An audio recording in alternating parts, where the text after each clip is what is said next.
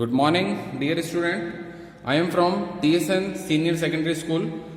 I teach in class 10th, subject science, chapter number 3. जी हाँ, chapter number 3, metals and non-metals.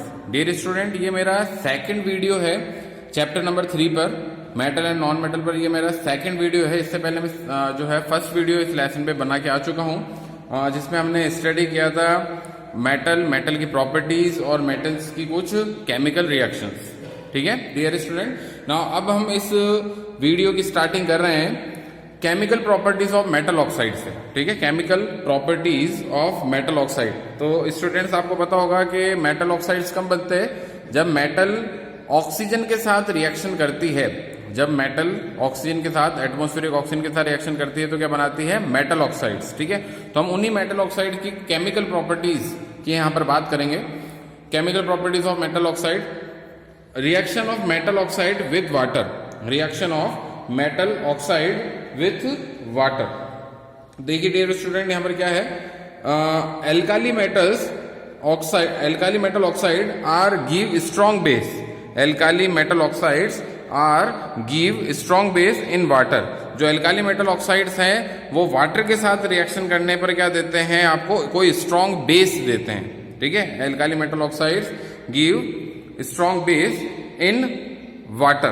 ठीक है, second point लिखा है मैंने Al2O3 aluminium oxide, Al2O3 and ZnO zinc oxide. Aluminium oxide and zinc oxide insoluble in water. कुछ oxide ऐसे भी हैं मेटल के जो वाटर में इनसॉल्युबल है. ठीक है, एल्यूमिनियम ऑक्साइड और zinc oxide are insoluble in water.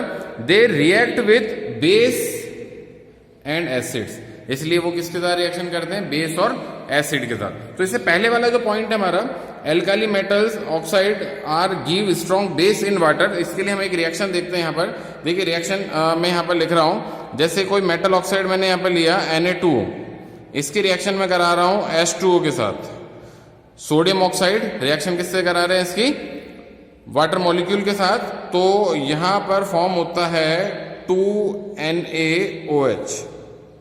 2NaOH. ठीक है, यानी कि सोडियम हाइड्रोक्साइड के 2 मोल आपको यहां पर प्रोडक्ट साइड में मिलते हैं. देखिए metal oxide, sodium oxide reaction करा रहे हैं वाटर के साथ. फॉर्म हो रहा है यहाँ पर सोडियम हाइड्रोक्साइड जो कि एक बेस है. तो आपका जो पहला वाला पॉइंट है, इसके लिए मैंने एग्जांपल दिया है. ये alkali metal oxide are give strong base, are give strong base in water. ठीक है, और जो सेकंड वाला पॉइंट है हमारा, एल्यूमिनियम ऑक्साइड और zinc oxide insoluble in water, they react with base and acid. इसके लिए कुछ रिएक्शंस मैंने यहाँ पर दिए सेकंड पॉइंट के लिए. ठीक है, ये सेकंड पॉइंट के लिए कुछ रिएक्शंस हैं यहाँ पर. एल्यूमिनियम ऑक्साइड Al2O3 जब इसकी रिएक्शन कराई जाती है सोडियम हाइड्रोक्साइड जो कि एक बेस है सोडियम हाइड्रोक्साइड के साथ, तो यहां पर फॉर्म होता है NaAlO2. NaAlO2 sodium aluminate plus H2O यहां पर बाहर निकलता है. ठीक है, प्रोडक्ट साइड में क्या मिल रहा है हमें? Sodium aluminate plus H2O. ना ऐसे देखिए, अगर एल्यूमिनियम ऑक्साइड की आप बेस के साथ रिएक्शन ना कराकर आप कराते हैं रिएक्शन किसके साथ? एसिड के साथ. ठीक है, ऊपर बेस के साथ इसी की रिएक्शन कराई थी, अब किसके साथ रिएक्शन करा रहे हैं? एसिड के साथ.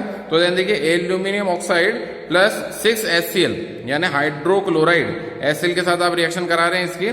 तो यहां पर फॉर्म होता है AlCl3 एल्यूमिनियम क्लोराइड और प्लस 3H2O. ठीक है, aluminium chloride plus 3H2O. Now next देखिए, इसके बाद ऐसे जिंक ऑक्साइड की रिएक्शन करा रहे हैं आप बेस NaOH सोडियम हाइड्रोक्साइड के साथ. तो फॉर्म होता है यहाँ पर Na2ZnO2. Na2ZnO2. यहां पर आप इसका नेम लिख लीजिए. Na2ZnO2 को हम क्या बोलते हैं? Sodium zincate. Sodium zincate. जैसे ये था सोडियम एल्यूमिनेट. ठीक है, ये क्या है? Sodium zincate. Sodium zincate plus H2O. Now next देखिए, अब इसी जिंक ऑक्साइड की रिएक्शन करा रहे हैं हम हाइड्रोक्लोरिक एसिड के साथ. ठीक है, ये बेस लिया था ऊपर सोडियम हाइड्रोक्साइड, अब ले रहे हैं नीचे एसिड. तो अब बनता है जिंक क्लोराइड. यहां पर बन रहा था जैसे एल्यूमिनियम क्लोराइड एसिड से रिएक्शन पर, यहां पर बन रहा है जिंक क्लोराइड क्योंकि ZnO से आप रिएक्शन करा रहे हो जिंक ऑक्साइड से प्लस वाटर. तो आप देखिए डियर स्टूडेंट, इन रिएक्शंस को आप देखकर, ये जो चारों रिएक्शंस मैंने यहाँ पर दी है, इन चारों रिएक्शंस को आप देखकर समझ सकते हैं कि ये जो रिएक्शंस है वो न्यूट्रलाइजेशन रिएक्शंस है. कैसे? क्योंकि आपको पता होगा न्यूट्रलाइजेशन रिएक्शन में जब किसी एसिड की बेस के साथ रिएक्शन कराई जाती है, जब किसी एसिड की बेस के साथ रिएक्शन कराई जाती है तो क्या बनता है प्रोडक्ट साइड में? Salt plus water. Salt plus water. तो ये देख सकते हैं आप, यहां पर कोई एक, जैसे ये बेस हो गया, ये बेस हो गया, तो ये क्या है, एसिड। तो एसिड प्लस बेस, तो ये क्या बन रहा है, सॉल्ट प्लस वाटर। ऐसे देखिए यहां पर आपने इससे एसिड ले लिया, तो ये क्या हो गया, बेस। ठीक है, तो फिर वापस क्या बन रहा है, सॉल्ट प्लस वाटर। ऐसे जिंक ऑक्साइड, ठीक है, की रिएक्शन करा रहे हैं NaOH के साथ, ये बेस हो गया, तो ये फिर किसका काम कर रहा है, एसिड का। और अब नीचे वाली रिएक्शन में किसका काम कर रहा है, जिंक ऑक्साइड, बेस का।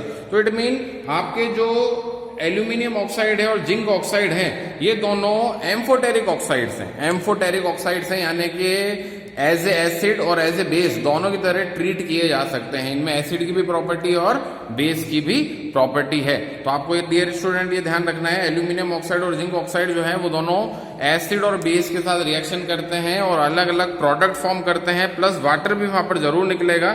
तो इस टाइप की जो रिएक्शंस हैं वो क्या कहलाती है, न्यूट्रलाइजेशन रिएक्शंस। ठीक है, नाउ इसके बाद मैं नेक्स्ट स्लाइड चेंज कर रहा हूं।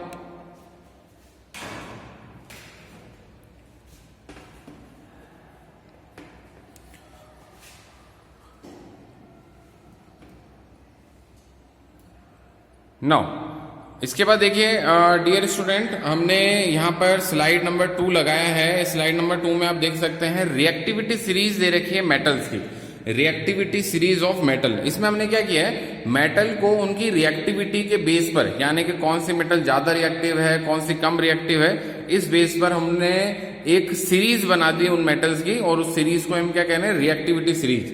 Reactivity series of metal, the order of intensity, the order of intensity और reactivity, the order of intensity और reactivity of metals is known as reactivity series, is known as reactivity series. जब आप metals को उनकी intensity या उनकी reactivity के base पर अरेंज कर देते हैं, तो उसी अरेंजमेंट को हम क्या बोलते हैं, रिएक्टिविटी सीरीज। ठीक है डियर स्टूडेंट, एग्जाम पर्पज से रिएक्टिविटी सीरीज बहुत इंपॉर्टेंट है, ध्यान रखना है आपको। Now reactivity of some common metals, यहाँ पर कुछ मेटल्स की हमने रिएक्टिविटी दे रखी है। देखिए यहाँ पर स्टार्टिंग में दे रखा है पोटेशियम, जो रिएक्टिविटी सीरीज जो कहां से स्टार्ट हो रही है, पोटेशियम से। Potassium K, sodium Na, calcium Ca, Mg magnesium, aluminium Al, Zn zinc, Fe iron, Pb lead का सिंबल है Pb, H for hydrogen, Cu copper, Hg mercury, Ag silver, और लास्ट में है Au किसका सिंबल है, gold का। ठीक है, तो आप देख सकते हैं इस रिएक्टिविटी सीरीज की स्टार्टिंग हो रही है आपकी पोटेशियम और सोडियम से, और एंड कहां पर हो रहा है इसका, सिल्वर और गोल्ड पर। तो यहां पर आप देख सकते हैं जो स्टार्टिंग में यहां पर मेटल्स आ रही है वो मोस्ट रिएक्टिव मेटल्स है, जो स्टार्टिंग में मेटल्स आ रही है वो मोस्ट रिएक्टिव मेटल्स है, और लेफ्ट टू राइट की तरफ मूव करने पर, लेफ्ट टू राइट की तरफ मूव करने पर इनकी रिएक्टिविटी कम हो रही है। इसलिए सिल्वर और गोल्ड जो है वो लीस्ट रिएक्टिव मेटल्स में काउंट होती है, लीस्ट रिएक्टिव मेटल्स में, जिनकी रिएक्टिविटी बहुत कम होती है। तो ये कौन सी मेटल है जो इसमें लास्ट में आ रही है इस ऑर्डर में। ठीक है, पोटेशियम और सोडियम से रिएक्टिविटी डिक्रीज होना स्टार्ट हो रही है, डिक्रीज होते होते होते ये मिनिमम पर पहुंच जाएगी सिल्वर और गोल्ड के लिए। ठीक है, मोस्ट रिएक्टिव मेटल्स आपको इधर मिलेगी, लीस्ट रिएक्टिव मेटल्स आपको इस साइड में मिलेगी। आपको ये ध्यान रखना है, ये रिएक्टिविटी सीरीज है। ठीक है, नाउ नेक्स्ट देखिए इसके बाद reaction of metals with solution of other metals, reaction of metals with solution of other metals. ठीक है, किसी मेटल को किसी दूसरे मेटल के सॉल्ट में अगर आप डीप कराएं या उससे रिएक्शन कराएं तो कुछ नया ही प्रोडक्ट फॉर्म होता है। ठीक है, तो ये आपको देखना है यहाँ पर reaction of metal with solution of other metal. तो इसके लिए मैंने एक स्केलेटन दिया है, रिएक्शन स्केलेटन, बहुत इजी है और आपको इससे अदर जो एग्जाम्पल नीचे वाले वो समझ में आ जाएंगे। मेटल, कोई मेटल है जिसे मैं डिनोट कर रहा हूं ए से, रिएक्शन करा रहे हैं इसकी सॉल्ट ऑफ मेटल बी से। कोई दूसरी मेटल है जिसका आपने सॉल्ट बना रखा है, बी मेटल जिसका आपने क्या बना रखा है, सॉल्ट बना रखा है। मेटल ए और सॉल्ट ऑफ मेटल बी से फॉर्म हो रहा है सॉल्ट ऑफ मेटल ए। तो आपने सॉल्ट ऑफ मेटल बी लिया था, यहां पर आपको प्रोडक्ट साइड में किसका सॉल्ट मिल रहा है, ए मेटल का सॉल्ट मिल रहा है, प्लस मेटल बी जो है जिसका पहले सॉल्ट था अब वो बाहर निकल गई।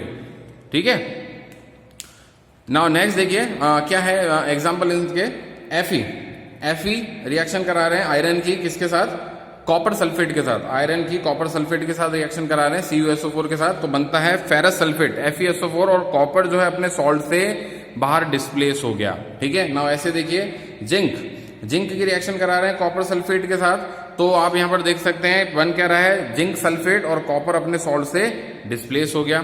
नाउ नेक्स्ट इसके बाद एग्जांपल है एल्यूमिनियम की रिएक्शन करा रहे हैं अगर कॉपर सल्फेट के साथ, तो फॉर्म होता है एल्यूमिनियम सल्फेट और कॉपर अपने सॉल्ट से डिस्प्लेस हो रहा है। तो आपको ध्यान होगा डियर स्टूडेंट, लेसन फर्स्ट में हमने इन्हीं टाइप की रिएक्शंस को नाम दिया था सिंगल डिस्प्लेसमेंट रिएक्शंस। तो ये सारे जो एग्जांपल्स हैं सिंगल डिस्प्लेसमेंट रिएक्शंस की हैं, क्योंकि यहां पर एलिमेंट प्लस कंपाउंड की रिएक्शन हो रही है और फॉर्म क्या हो रहा है, न्यू एलिमेंट और न्यू कंपाउंड। तो इस टाइप की रिएक्शंस को हम क्या बोलते हैं, सिंगल डिस्प्लेसमेंट रिएक्शंस। ठीक है, तो आपको ध्यान रखना है डियर स्टूडेंट्स, ये जो रिएक्शंस हैं जहां पर आप एक मेटल को दूसरी मेटल के सॉल्ट से क्या कर रहे हैं, डिस्प्लेस कर रहे हैं, इन्हें हम क्या बोलते हैं, सिंगल डिस्प्लेसमेंट रिएक्शन। कोई भी दो एग्जाम्पल जो है वो आपको इसके लिए ध्यान रखने हैं। ठीक है, आई होप आपको ये वीडियो पसंद आया होगा, लाइक कीजिए, शेयर कीजिए, थैंक यू।